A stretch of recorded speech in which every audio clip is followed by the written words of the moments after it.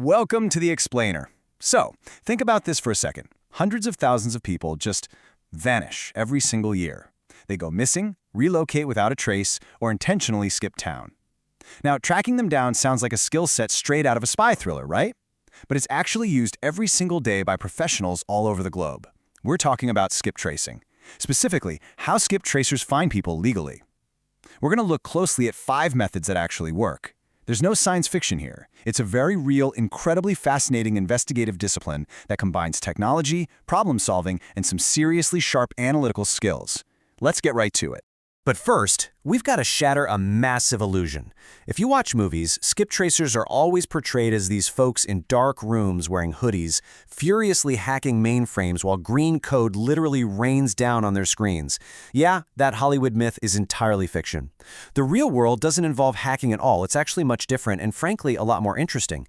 It is entirely about knowing exactly where to look, mastering the organization of public info, and rigorously verifying the facts. Okay. Let's dive into this by defining our foundational concept. What exactly is skip tracing? Well, the word skip actually comes from the old idea that someone has skipped town or deliberately made themselves hard to locate. A professional skip tracer's job is to gather all these scattered pieces of information and create a much clearer picture of where that hard-to-find person might currently be. Their goal is simple, but man, is it challenging. Find accurate information using purely legal and ethical methods. So who's actually using these techniques in the real world? Like I said, it's not secret agents, it's completely legal, everyday professionals. We are looking at vehicle recovery companies, collections agencies, private investigators, insurance companies, and legal pros. All of these businesses constantly need to locate people who have moved, change their contact info, or just flat out don't want to be found. And they rely on the methods we're about to cover to do exactly that.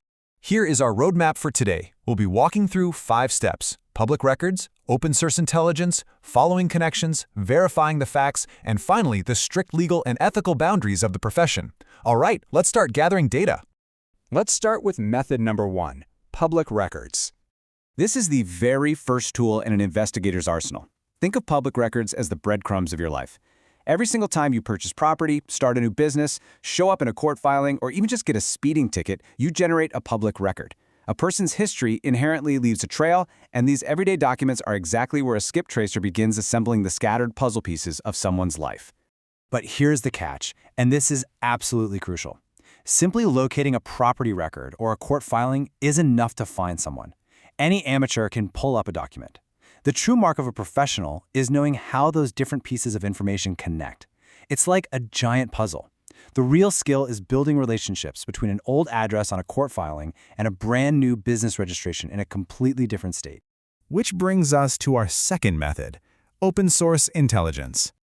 While public records tell us about the past, this next method really shines a light on a person's current activities. I want you to think about your own digital footprint as we go through this. Open source intelligence, or OSINT for short, is a massive part of modern investigations. It's the practice of gathering information that is already publicly available. We're talking websites, social media profiles, online directories, Yelp reviews, you name it. It is so important to understand that this data is entirely public. It's not hacked or stolen. It's literally just information the person has left out in the open. And this brilliantly illustrates how the pros operate. They don't just look at one single data point, they stack them. Imagine combining a public record that confirms a legal name and age with a business listing pointing to their current job and tying it together with a recent social media post from a coffee shop nearby.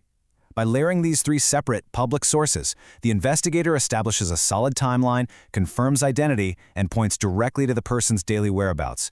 Boom, suddenly you have a routine. This reveals a much clearer, more reliable picture than any single source could on its own. Moving right along to our third method, following connections. This is the phase where the investigator truly starts thinking like a classic detective, connecting the dots and mapping out the target's network. Because people just don't exist in a vacuum. We're all deeply connected through our families, businesses, shared addresses, workplaces, and relationships. A target might be incredibly careful about hiding their own tracks, but they almost always forget to tell their mom not to tag them in a Facebook photo. Finding just one of these connection nodes can instantly unlock the next crucial lead in the investigation. Good investigators systematically follow these leads by asking themselves highly specific questions. The very first one they ask is, where has this person lived?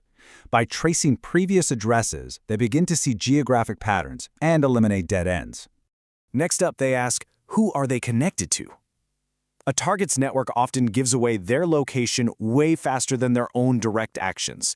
If someone skips town, they might lay low, but they still might communicate with a sibling or get a job at a company owned by a friend. Following the people around the target is often the fastest route to the target themselves.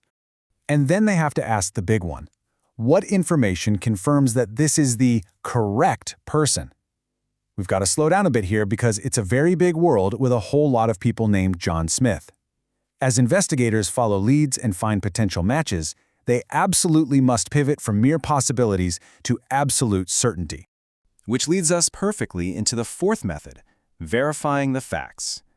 This is really the climax of the skip tracing process. Finding information is only half the job. Here's the stark reality. If an investigator doesn't verify their facts, all their research is completely useless. One single mistake can mean knocking on the wrong door, invading the privacy of an innocent bystander, or making wildly incorrect assumptions about a case. To prevent that, they rely on an incredibly strict cross-checking routine. Experienced skip tracers find initial info from a lead, immediately cross-check it against multiple completely independent sources, and then firmly confirm its accuracy before ever taking action. It's not about jumping to conclusions, it's about extreme responsibility and precision. Finally, we arrive at method number 5, legal and ethical boundaries. Understanding the rules isn't just a guideline, it's literally what separates a professional from a criminal. Professional skip tracing is never about invading privacy. The true superpowers of this industry don't come from breaking the law or taking shady shortcuts. They come from relentless research, meticulous attention to detail, and the responsible use of available information. I can't stress this enough. Real-world methods strictly adhere to the law. It really all boils down to this. The best investigators are not the ones with the biggest secrets. They're the ones who know how to analyze information carefully. That hits the nail on the head. Whether it's digging through property records, layering open-source intelligence, mapping out personal connections, or rigidly verifying facts, the real magic is just the careful legal analysis of the data that is already out there. Which leaves us with a final, kind of fascinating thought. Knowing all of this, knowing exactly how public records, social media, and basic life connections leave this massive trail, how easy would it be to trace your digital footprints? It's a pretty wild thing to think about. Thank you so much for joining me on this explainer, and hey, stay curious out there.